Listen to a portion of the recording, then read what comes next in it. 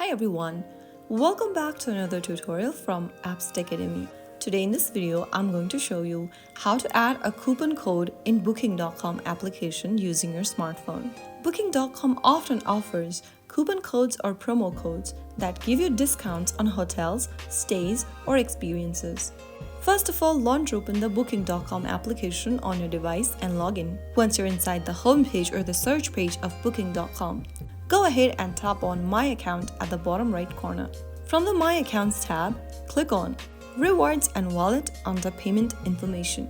On the next page, go ahead and tap on Add Coupon into Wallet button under Got a Coupon Code. And then, in the text box appearing on the next page, go ahead and enter your coupon code. After entering your coupon code, if the code is valid, you'll be able to get discounts in your next booking. After entering your coupon code, tap on Add Code, and if the code is available, you'll be able to add it in your account. So that is how you can easily add a coupon code on Booking.com application. Always make sure that your promo code is valid and it hasn't expired and is applicable to the hotels or dates you selected. If you found the video helpful, don't forget to like, share, and subscribe to our channel. I will be back again in the next episode. Thank you for watching.